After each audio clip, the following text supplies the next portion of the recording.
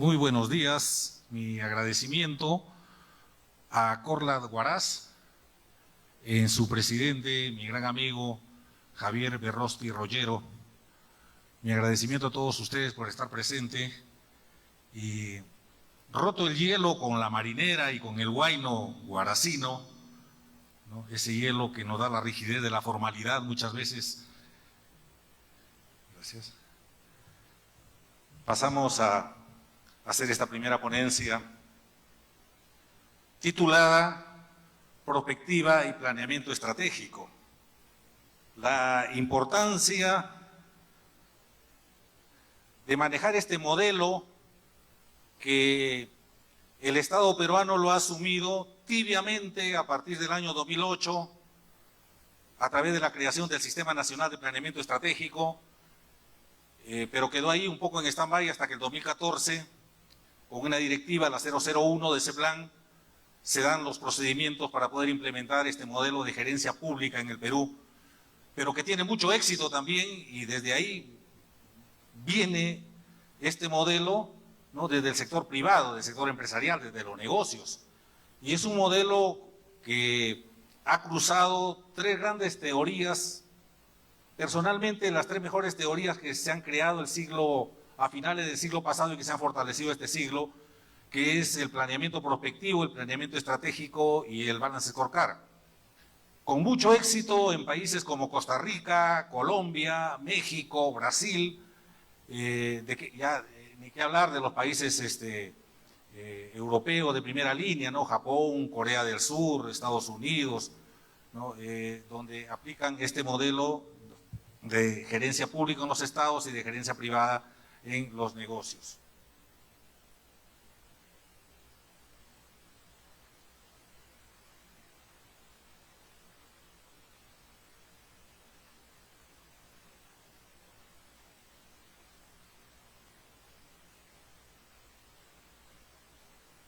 Vamos a ver entonces estas cuatro temáticas muy rápidamente, tengo 35 minutos, voy a ser muy breve, esto es extenso. El planeamiento prospectivo, luego el planeamiento estratégico, sus tres etapas, la formulación, implementación y evaluación, luego entramos al planeamiento operativo, donde utilizamos el tablero de mando integral o balance scorecard, donde se triangulan estos tres eslabones que pertenecen a una sola cadena, que es la cadena del modelamiento de gerencia pública y de gerencia privada. Y finalmente, ¿cuáles son las perspectivas de este modelo? ¿No es cierto? ¿Cuáles son los retos? ¿Cuáles son los desafíos? Porque hablamos del 2014, donde solo se hablaba de planeamiento estratégico en el Perú, pero que el año 2022, en noviembre de 2022, CEPLAN, a través de su director, Yofiani Peirano, anunció de que vamos más allá, ¿no? Incorporamos también los modelos utilizados en otros países con mucho éxito, como es el modelo prospectivo y el modelo operacional del tablero de mando integral, ¿no?, donde se han unido estas tres grandes teorías de la administración científica.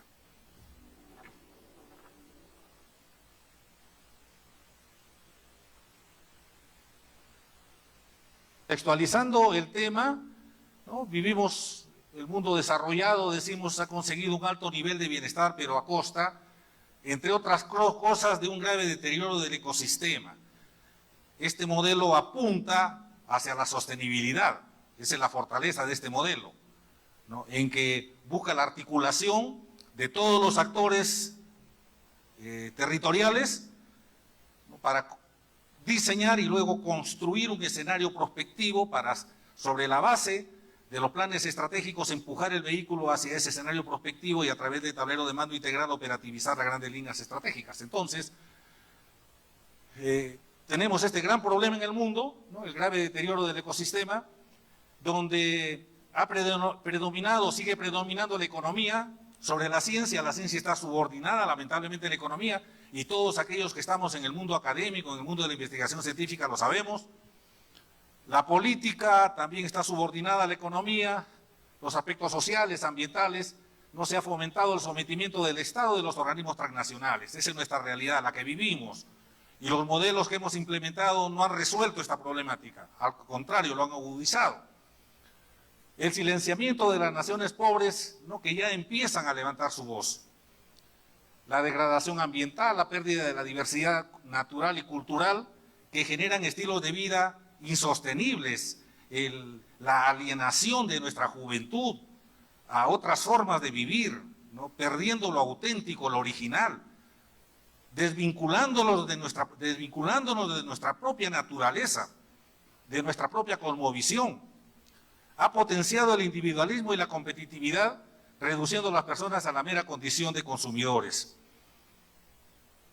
Estas son consecuencias de la globalización y todos los modelos que se han construido y el modelo que está imperando hoy, el neoliberalismo por un lado, y por otro, que ha fracasado, para mí ha fracasado, y el modelo que se inspira en la filosofía marxista socialista también ha fracasado, eso ya desde el año 85, ya todos lo sabemos, están inspirados precisamente por el positivismo, que ve las cosas con simpleza, decía mi abuela, con simplonería. Cree que las cosas se solucionan así de una forma fácil, ¿no? Interconectando dos situaciones, dos variables cuando el mundo es complejo. Su resultado, la exclusión de millones de personas y de numerosas colectividades, ha traído ignorancia, enfermedad, pandemias, hambre, pobreza, corrupción, el crimen organizado y lo más triste, una débil cultura ciudadana.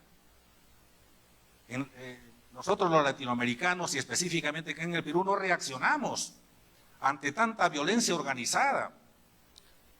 Nos han avasallado, no tenemos esa capacidad de gerenciar las principales áreas de desarrollo humano.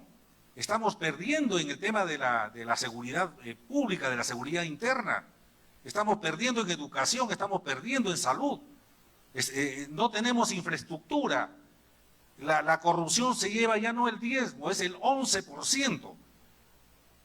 24.000 millones de soles se van en la corrupción de un presupuesto general de la República 2023 de 22.000 millones. O sea, más del 10% se va en corrupción. Datos de la misma Contraloría General de la República. Estamos viviendo momentos muy difíciles y el Estado peruano no quiere apostar por fortalecer las competencias de los gerentes públicos, y esa es nuestra presencia hoy, aquí en este evento, llamar la atención de todos aquellos que tienen esa posibilidad, esa potencialidad de ingresar al sector público, aquellos que están en el sector público, ¿no? Que no tienen la capacidad de poder implementar este modelo, que no es un modelo del otro mundo, es un modelo vigente y que está dando éxito a muchos países. ¿Qué se necesita entonces para lograr una administración efectiva? Esto lo vengo sosteniendo, es un artículo científico, ¿no? Dicho sea de paso, anteayer me dieron la grata noticia, ha salido de publicación un artículo en una revista indexada a Cuartil 1, de Scopus, y también está indexada a WS. Eso tenemos que hacer para generar conocimiento propio, ¿no? En nuestro país necesitamos investigar científicamente, tecnológicamente para desarrollarnos. Entonces, yo vengo apostando por esta trilogía, una nueva filosofía en los gerentes públicos y en los gerentes privados, una filosofía fundamentada en la bioética, o sea, en una ética por la vida. Hemos perdido con el positivismo, a través del humanismo hemos perdido y hemos considerado al hombre como el centro del mundo, y cuando es la vida, no solo es la vida del hombre, es la vida de los demás hombres, es la vida de los animales, es la vida de las plantas. Al hombre con el positivismo lo excluyeron de la naturaleza y el hombre forma parte de la naturaleza. Con la bioética vamos a reintegrar al hombre, vamos a hacer volver al hombre hacia la naturaleza de donde él proviene. Y entender que el mundo es complejo, que las organizaciones son complejas, que los estados son complejos, que el hombre es complejo y que las soluciones, por lo tanto, requieren de trabajos multidisciplinarios, interdisciplinarios, intradisciplinarios, transdisciplinarios. Eso tenemos que fomentar. La ley universitaria no fomenta, con la investigación científica reduce a hacer trabajos científicos individuales, cuando tenemos que fomentar ahí los trabajos multidisciplinarios, ojalá transdisciplinarios. Por otro lado, necesitamos fortalecer a los líderes del Perú, a los gerentes públicos y privados, porque la empresa privada tampoco no se escapa, ¿no?, de estas acusaciones que estamos haciendo. Necesitamos gerentes competentes, que tengan los conocimientos, las habilidades, las destrezas, pero fundamentalmente la ética, para tomar decisiones encuadradas precisamente en una ética por la vida. Pero por otro lado también, líderes que tengan la capacidad de crear nuevos líderes, líderes transformadores de sus organizaciones, líderes transformadores de sus territorios. Y lo tercero, que es el modelo que se me ha encomendado, hablar del modelo prospectivo estratégico operativo. Yo creo que con esta trilogía podemos hacer muchísimo para lograr el desarrollo, no solo del Perú, sino de Latinoamérica, ¿no?, a que pertenecemos hasta como organización latinoamericana en administración. Creo que esos son los aportes que nosotros debemos entregar, ¿no?, a los territorios para lograr un desarrollo sostenible. Este es el modelo, entonces, es un modelo, fíjense, donde se da la trilogía en juntar tres escuelas: el planeamiento prospectivo desarrollado por Michel Godet en Francia, que genera el plan prospectivo; el planeamiento estratégico, que fue desarrollado, potenciado por Mintzberg, por Henry Mintzberg en los Estados Unidos, y que genera el plan estratégico y el planeamiento operativo, que en el año 1992 surge, ¿no?, como un gran aporte de los doctores Kaplan y Norton en los Estados Unidos. Esta trilogía componen entonces el modelo del cual les hablo. Yo vengo hablando de este modelo hace más de 12 años. Me alegré muchísimo cuando el Estado peruano, no creo que oyéndolo este humilde servidor, hayan aceptado esto, sino es una corriente mundial, es una corriente latinoamericana, hayan optado en noviembre del año 2022 de que todos los gerentes públicos, este es obligatorio, esto está normado, es por ley, les han dado plazo a los municipios, a los gobiernos regionales, para que elaboren su plan prospectivo estratégico para resultados. Entonces, los gerentes públicos están obligados a hacerlo. En la empresa privada no, pero la empresa privada pues es consciente y nos lleva a la delantera en la implementación de estos modelos. Pero con una perspectiva, que es lograr el desarrollo sostenible. Nosotros como Perú y más de 200 países estamos alineados con los objetivos de desarrollo sostenible.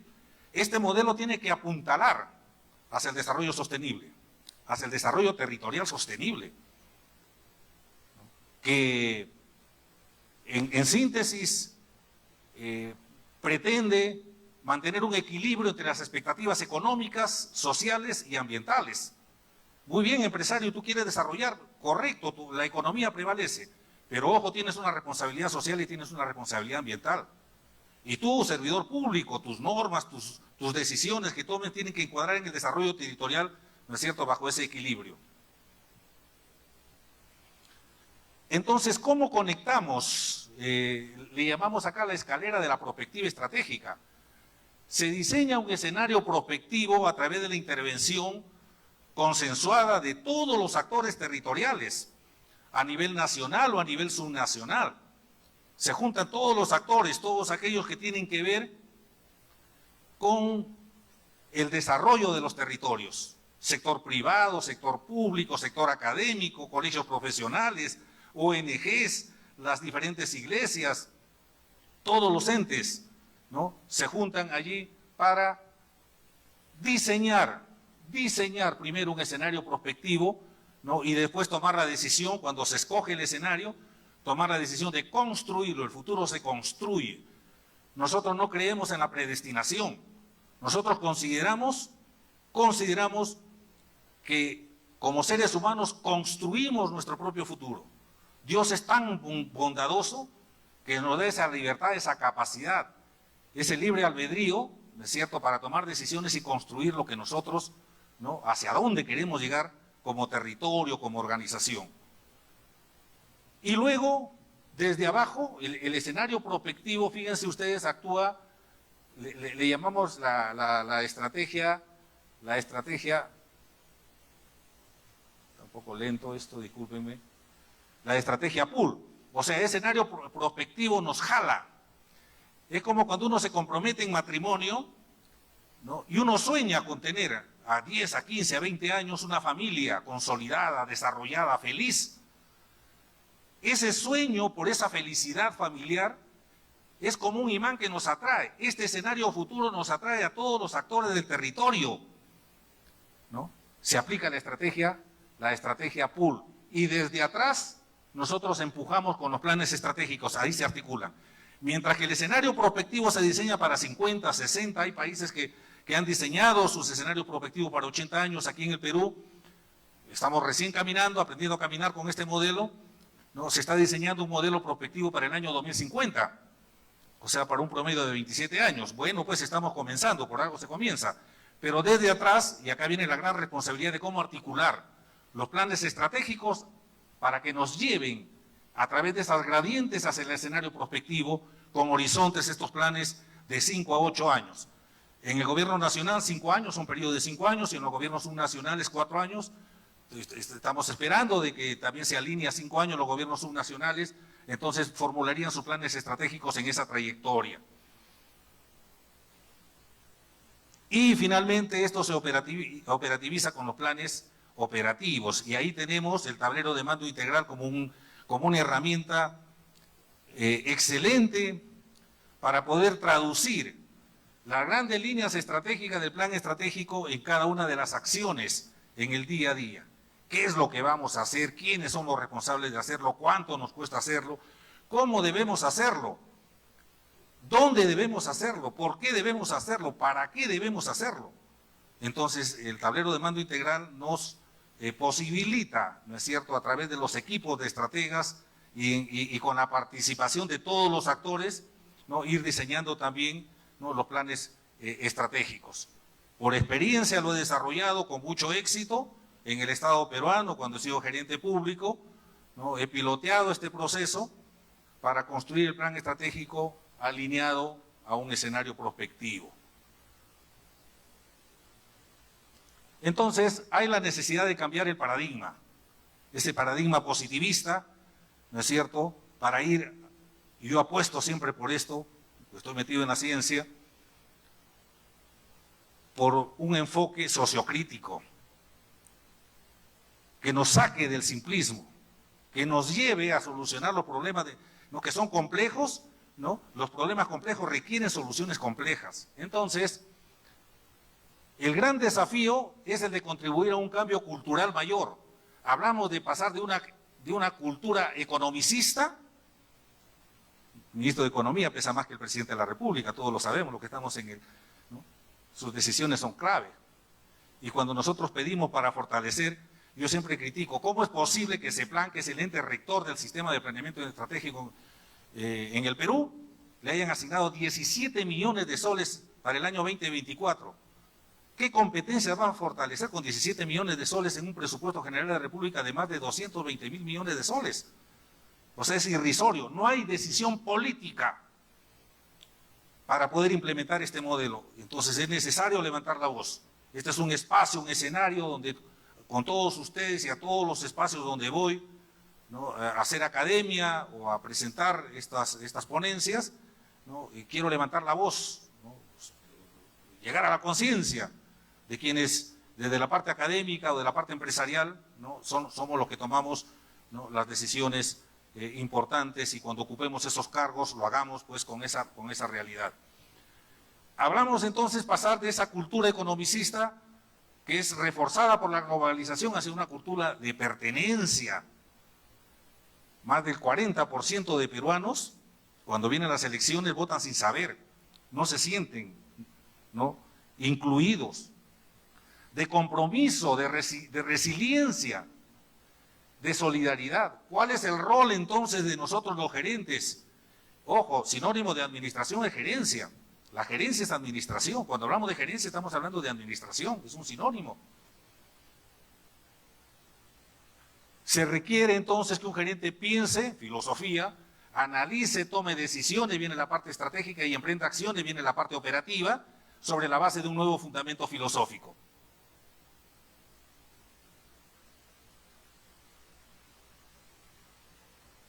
Es esencial entonces que la gran cantidad de energía y dinamismo que se despliega en administración La administración es el motor del desarrollo.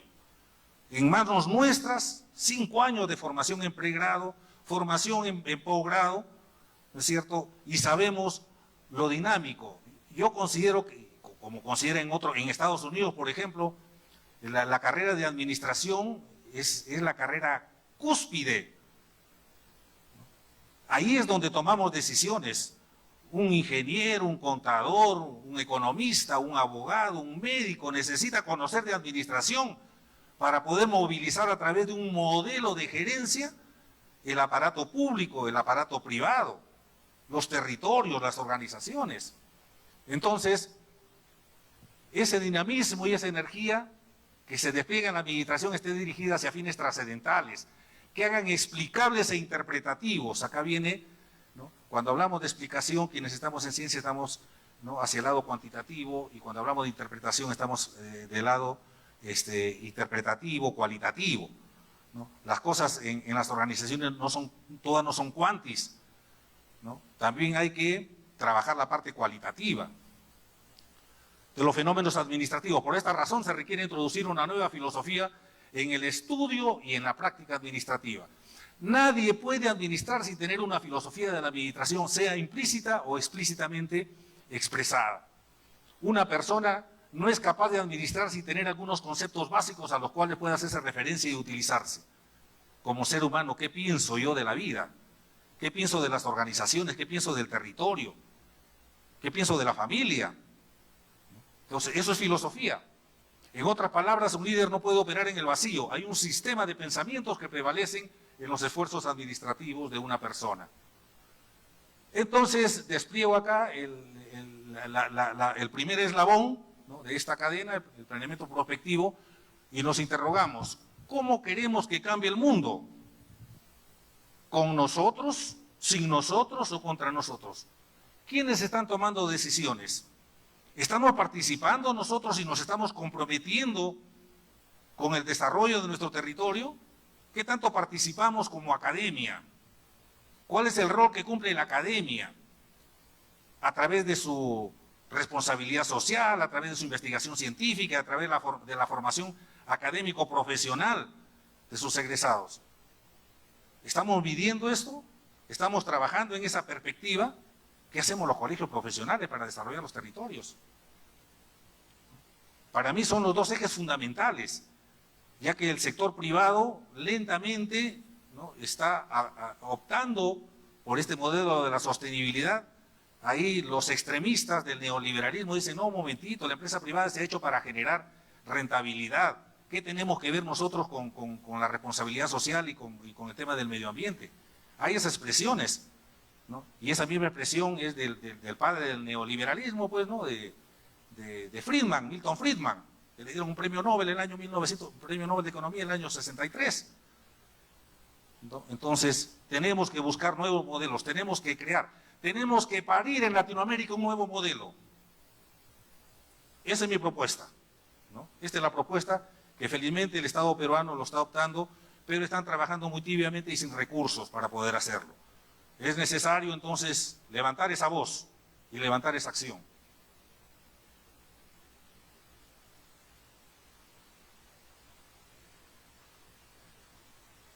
La perspectiva, dice Michel Godet, es un mensaje de esperanza para todos los que quieren tomar el destino en sus manos.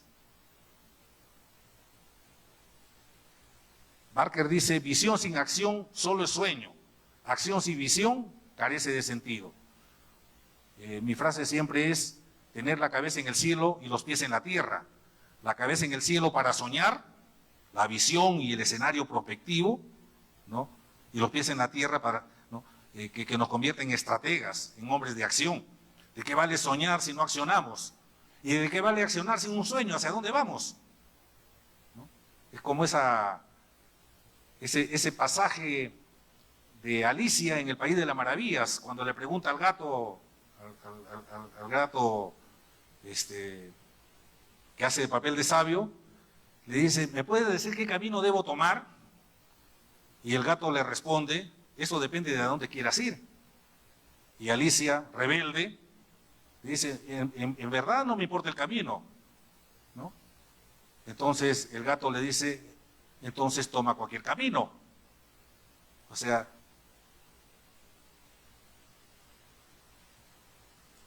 el sueño pero con acción, y la acción con un sueño. Así debemos caminar. La prospectiva no es profecía ni ciencia ficción, porque no tiene por vocación predecir el futuro. Su finalidad es contribuir a una mejor comprensión del mundo contemporáneo, donde se comienzan a establecer, a analizar los futuribles, cuáles son los posibles futuros que pueden ocurrir. Entonces, ahí los especialistas y los actores se juntan para ver cuáles son los diferentes escenarios a los que podríamos llegar. Pero de esos escenarios tenemos que ver cuáles son los que tienen la más alta probabilidad de ocurrir, dependiendo nuestra actitud, nuestro esfuerzo, nuestro compromiso, nuestra participación como actores del territorio. Y de esos futuros ya probables, escoger el futuro deseado.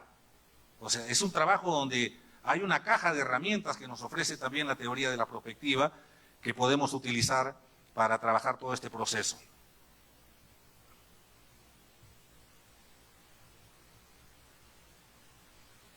Lo que somos como territorio se explica por decisiones afortunadas o desafortunadas que se tomaron en el pasado.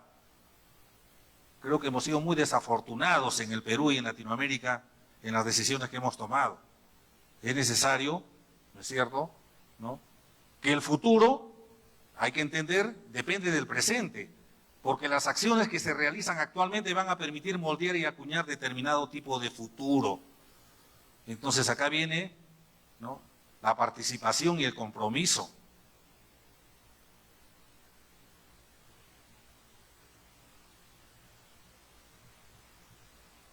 En consecuencia, la realización del futuro depende solamente de la decisión, y este es un acto de voluntad. Por eso les decía, ¿hay voluntad política? Quien toma la decisión de más alto nivel en el Ejecutivo, por ejemplo, tiene que conocer esto. ¿Qué tanto conoce? ¿Qué tanto conocen los que toman decisiones en el más alto nivel del Ejecutivo? Para darle 17 millones de más de 220.000 millones, 17 millones para fortalecer competencias de los gerentes públicos en el país. ¿Qué es eso?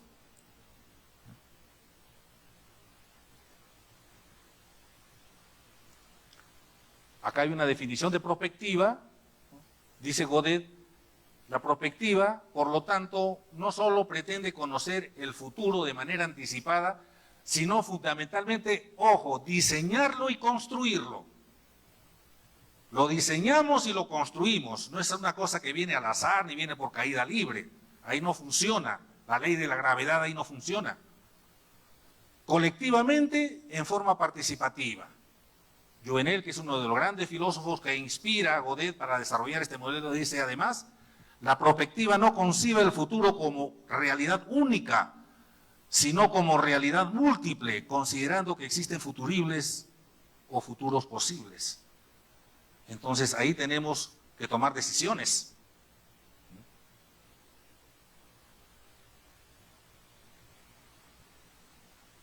El Instituto de Prospectiva Estratégica de España dice que es una disciplina con visión global, sistémica, dinámica y abierta, que explica los posibles futuros, no solo por los datos del pasado, sino fundamentalmente teniendo en cuenta las evoluciones futuras de las variables. Ya esos métodos antiguos, ¿no?, desfasados, obsoletos, de la regresión lineal, la regresión múltiple, hay que trabajar más la parte quali. Y acá tenemos, ¿no?, ahí tenemos una trayectoria que nos está trayendo desde el pasado hacia el presente. No sé si esa será la curva de nuestra historia peruana o latinoamericana, si hemos venido creciendo, ¿no? De repente la curva está en picada o de repente está, aquí en el Perú estamos así estables. Si revisamos, ¿no?, las estadísticas, ¿no?, las percepciones, las interpretaciones, ¿no?, estamos así, ¿no?, casi de manera horizontal. Entonces, ahí están los escenarios posibles del 1 al 4. De ellos nos quedamos con los probables, los que tienen la más alta probabilidad de ocurrir, el 1 y el 2, y escogemos, ¿no?, el futuro que nosotros deseamos, al que deseamos llegar.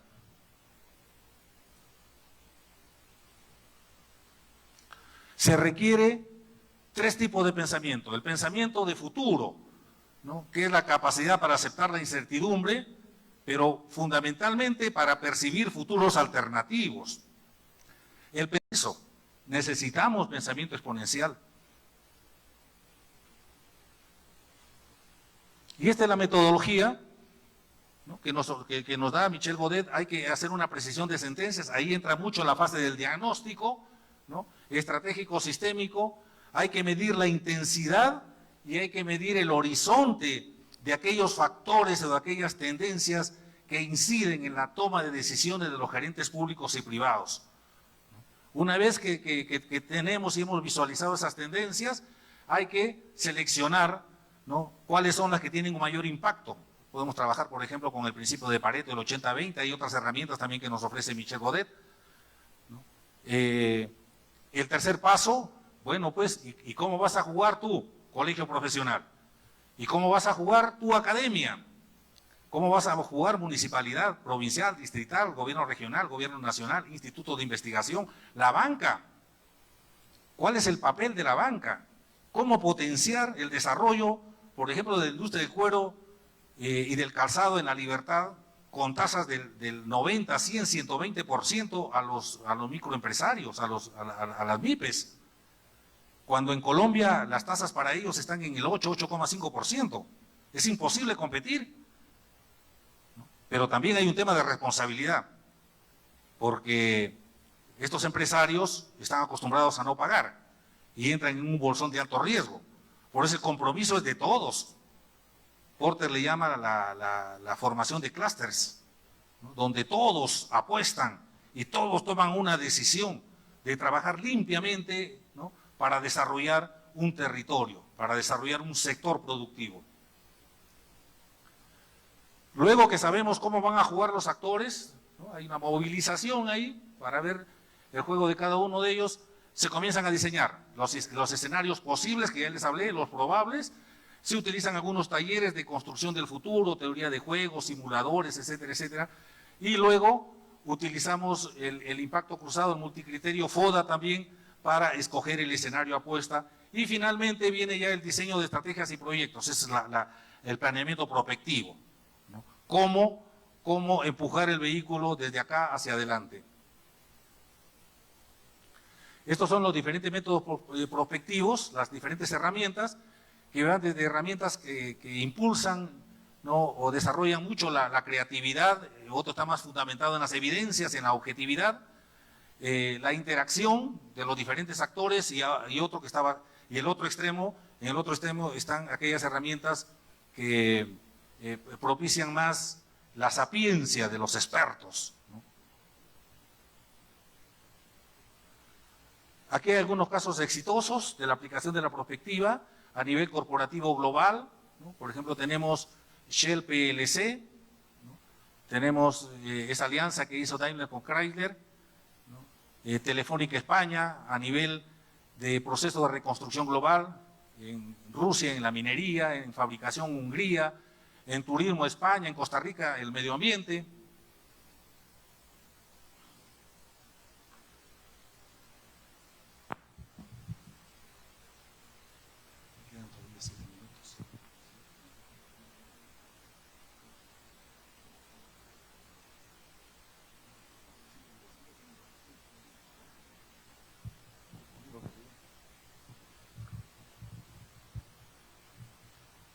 A nivel interterritorial también tenemos ahí algunos ejemplos, me están apurando un poquito, me quedan 7 minutos, ¿sí? Es un tema bastante amplio, he tratado de resumir todo lo que he podido, ¿no? Ahí les dejo porque he pasado las diapositivas, ¿no? También hay un Instituto Internacional de Desarrollo Gerencial donde considera a estas ciudades, ¿no?, como ciudades que están adoptando un modelo de futuro sostenible, ¿no? Ahí tienen una relación, Singapur, Zurich, Oslo, Taipei, etcétera, etcétera. Luego, la segunda herramienta, el planeamiento estratégico,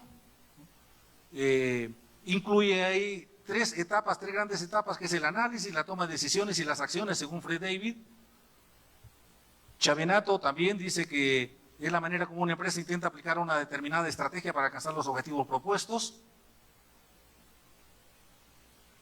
Y hay otro concepto que les dejo ahí a ustedes de Thompson. Ahí están las 3 etapas, la formulación estratégica, que implica direccionar, diagnosticar, formular estrategias, ¿no? Es bastante analítica esta etapa, requiere de mucho análisis, de mucho diagnóstico. Luego viene la segunda etapa, que es la implementación estratégica, requiere ahí toma de decisiones y el empoderamiento de todos los niveles de las organizaciones y de los territorios. Se requiere liderazgo efectivo, hay que alinear las estructuras a las nuevas estrategias, hay que desarrollar una nueva cultura ciudadana, hay que formular los planes operativos por resultados y finalmente viene la evaluación estratégica, que se trabaja mucho aquí con el tema de los indicadores, se evalúan los factores, se mide el desempeño y se toman las acciones correctivas. Esta es la metodología, esta es una tesis que fue aprobada en mi segundo doctorado, ¿no? Lo desplegué de esta manera. Tenemos primero a la organización o al territorio, ¿no? Depende de dónde estemos, ¿no? Que tiene un microentorno, un macroentorno, y que lo primero que hace es hacer el direccionamiento sobre la base de ese escenario futuro, direcciona, o sea, establece su visión, su misión, sus valores corporativos y los objetivos estratégicos. Luego viene una fase de diagnóstico, la segunda, que consiste primero en identificar cuáles son esos factores que están influyendo en la toma de decisiones de los gerentes territoriales o de los gerentes organizacionales. Utilizamos ahí algunas herramientas como la matriz SEPT-Porter funcional. Luego viene la segunda fase, que es la evaluación de la gestión para ver cómo estamos, ¿no? Hay un trabajo cuanticuali ahí con las matrices F, matrices EFI, se emiten los respectivos dictámenes. Pasamos a la tercera etapa, que es la formulación estratégica. Utilizamos también algunas herramientas como FODA, matriz PEIEA, la matriz BCG, la matriz de la gran estratégica, la matriz interna-externa, la matriz McKinsey, para crear alternativas estratégicas.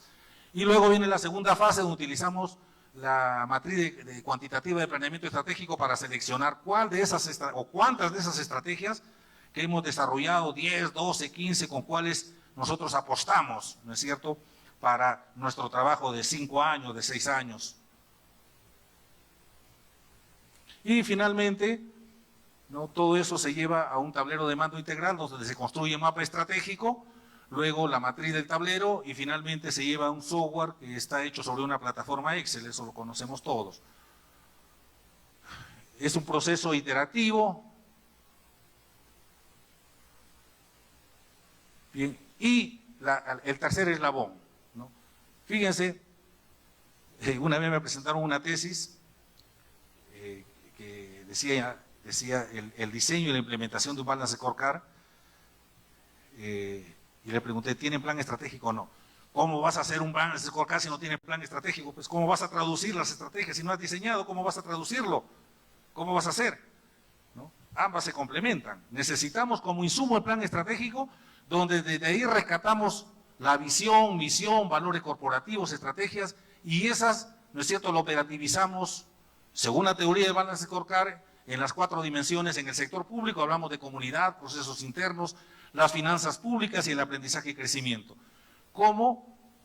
Por ahí tengo la trayectoria, ¿no?, porque una cosa es gerenciar el aparato público y otra cosa es gerenciar la empresa privada.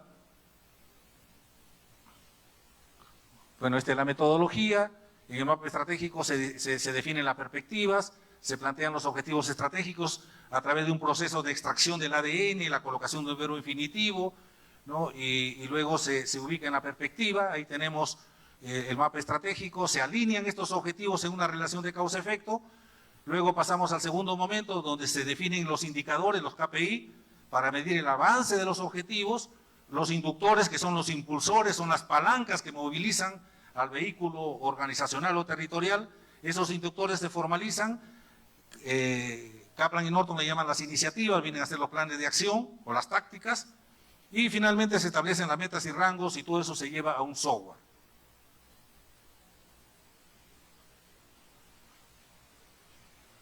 Este es el proceso, ¿no?, que ya les he mencionado hace un momentito. A esto también me toma tiempo. Fíjense, allá, ¿cómo movilizamos las 4 perspectivas en un negocio y cómo la movilizamos en el Estado? Es diferente la movilización de esas perspectivas. Cuando yo estoy en el sector privado, como ya tengo los capitales, ya tengo la inversión, ¿no es cierto?, de los accionistas, entonces lo primero que tengo que potenciar es calidad de talento humano a través del aprendizaje y crecimiento. Si yo tengo talento humano de calidad, entonces voy a desarrollar procesos internos de calidad. Y si hago mis procesos internos de calidad, voy a tener clientes de calidad, clientes fidelizados, clientes que vuelven, ¿no es cierto?, clientes que lo van a seguir comprando. Y si yo tengo clientes, ¿no es cierto?, yo hago el posicionamiento en el mercado y luego genero participación de mercado, voy a crecer en ventas y esas ventas me van a generar rentabilidad. Y esa rentabilidad me maximiza el valor de la acción. Entonces cumplo con unas finanzas de calidad también que le entrego yo a los inversionistas. En el sector privado no. Y este es el gran problema que tienen los gerentes públicos en el Perú, se lo digo por experiencia. Porque cuando audito, cuando voy a asesorar, nunca gestionan el presupuesto.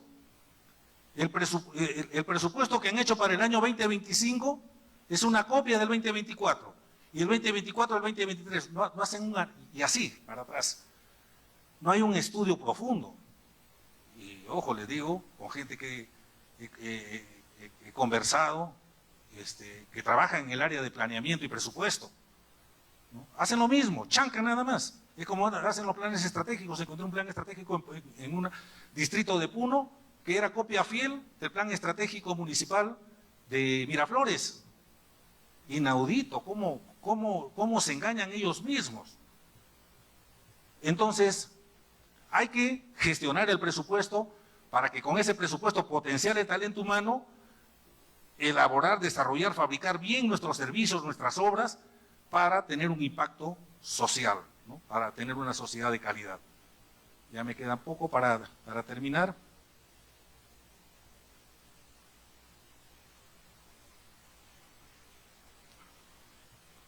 Entonces ahí tengo, es una visualización nada más, ¿no? Así tenemos el plan estratégico, luego se diseña la matriz de tablero de comando, así lo visualizamos como un semáforo, ¿sí? Luego que hemos trabajado todo lo que he mencionado hace un momento de una forma muy general, y eso se lleva a un software, lo manejamos en computadora. Como gerentes llegamos, abrimos el panel, ¿no?, y encontramos ahí ese panel de colores azul, verde, ámbar y rojo. Entonces, inmediatamente tomar acciones, quiénes son los equipos, cuáles son las áreas cuyos indicadores están marcando ámbar, están marcando rojo, pero inmediatamente llamarlos, ¿no?, analizar el problema, tomar las acciones correctivas, ¿no?, y realimentar todo el proceso. Bien, entonces, la última diapositiva, la penúltima, hay una última que es importante también. ¿Cuáles son las perspectivas? Hay que diseñar y construir el futuro de nuestro territorio movilizando a todos sus actores. En segundo lugar, tenemos que articular las acciones bajo un enfoque interdisciplinario, intersectorial, intertemporal e interescalar. Tenemos que fortalecer el liderazgo transformador para el largo, mediano y corto plazo. Cultivar una cultura ciudadana de pertenencia, compromiso, solidaria e inclusiva. Resiliente también. Vincular al país en una perspectiva global hacia el desarrollo sostenible. Cuando uno revisa los planes estratégicos de algunos gobiernos regionales, porque las municipalidades no están haciendo planes estratégicos, ¿no?, como debe ser, no están vinculados a las ODS, no están vinculados a OCDE. Entonces no estamos caminando de manera global, no hay pensamiento global. Hay que desarrollar gerentes públicos con una nueva filosofía fundamentada en la bioética y en la complejidad. Hay que lograr la modernización de un Estado democrático, transparente, abierto, inclusivo y competitivo. Hay que concertar las políticas con los planes, con las estrategias, con los programas, con los proyectos y con los presupuestos. Ese es el gran problema que tenemos en el Estado peruano. Hay que lograr la modernización de la gerencia pública a través de la implementación de un modelo eficaz y eficiente que respete la multidiversidad del hombre y de la vida. Hay que afianzar la gobernanza y la gobernabilidad que genere ambientes de confianza y lealtad. Hay que orientar al Estado hacia resultados generador de valor público, de impacto social y de calidad de vida.